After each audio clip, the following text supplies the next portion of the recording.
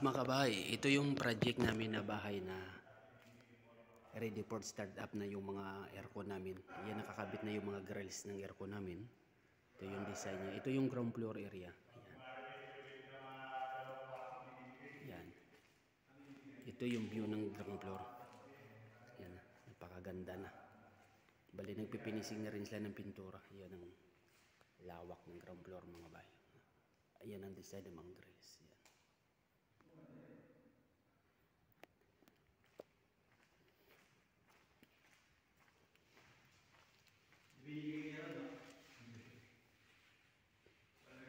Tapos yan o, yung grills saka yung design sa may nagtatrabaho pa, nag-aamoy ng pintura. So ito yung elevator, yung mga kabahay. Tapos ito yung bedroom dito. Ang ganda ng design. Yan.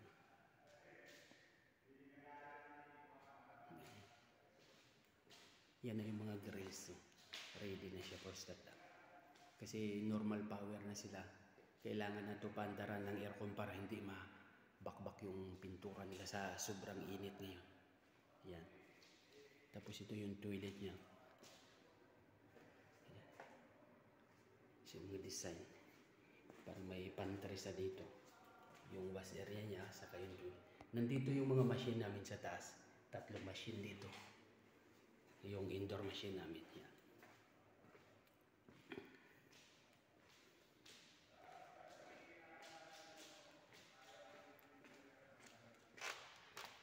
Tapos yung sa labas yung outside kitchen niya.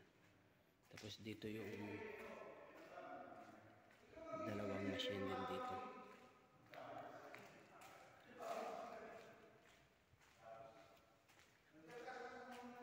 Iyan ang service door.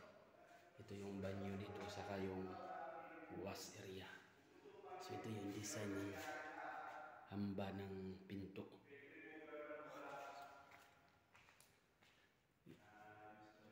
So pupunta naman tayo mga kabahay ng first floor area.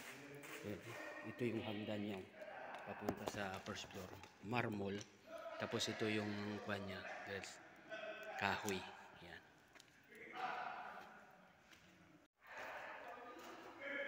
Ito naman yung first floor mga kabahay. Yan. Tingnan nyo, napakaganda. Ito yung living room dito sa first floor. Yung grills ng aircon. Yan. Ang linis na. Ang lawak. Ang ganda ng sahig niya.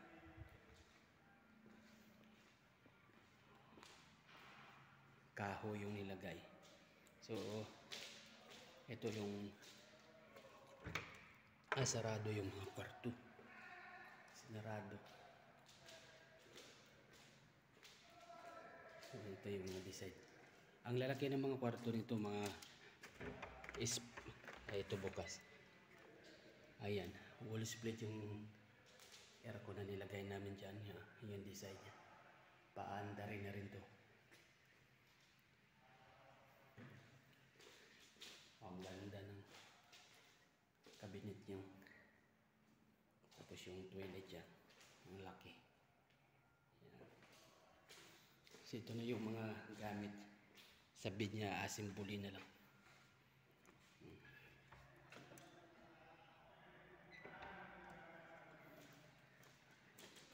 Tapos ito yung pangalawa. Yan. Wow. Ang ganda. Yan na yung aircon namin na wall split. Ito na yung bed niya mga kabahay.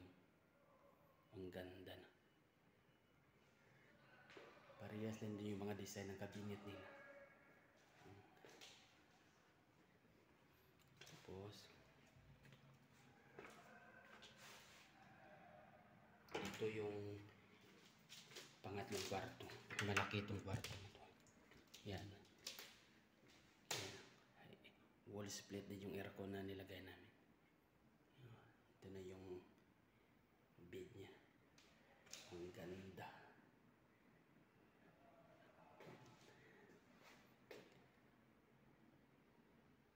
Tapos punta tayo dito sa master bedroom.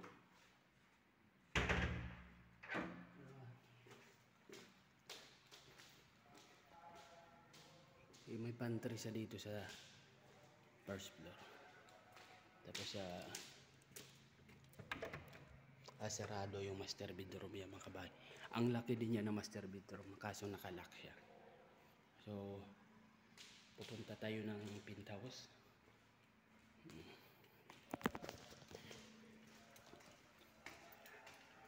Ang ganda din ng marmol yun.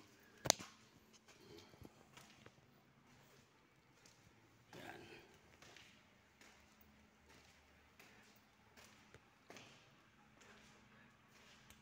So ito yung penthouse mga kabahay.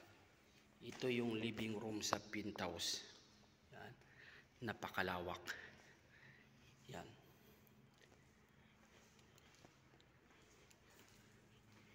Grabe, ang ganda talaga ng mga bahay nila dito. Yan. Tapos yung elevator niya. Dalawang wall split aircon yung kinabit namin. Isa. Saka yung dalawa. Tapos ito yung unang kwarto dito sa penthouse mga kabayo. Yan. Ang luluwag yan yung mga kwan sa ilaw yun. Itim yung pinalagay. Tapos yung cabinet niya, yan parehas lang din to sa baba. Saka yung toilet niya.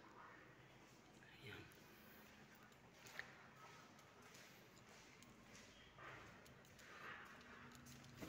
Tapos ito yung pangalawa. Yan.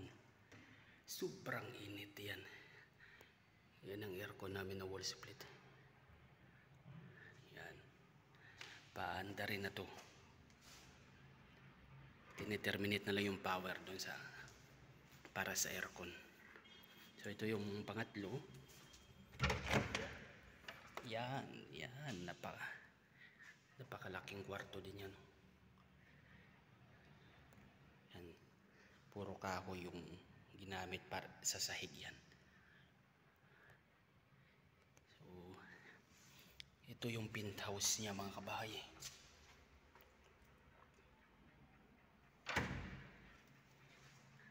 Yung penthouse area.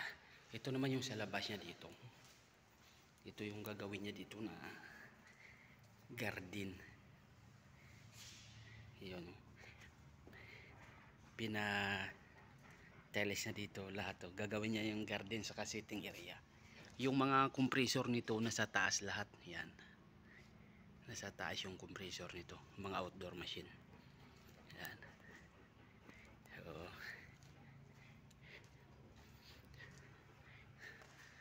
So ito yung kabuuan ng ground to penthouse na bahay. Meron pa tong outside kitchen saka outside visitors area. Yan.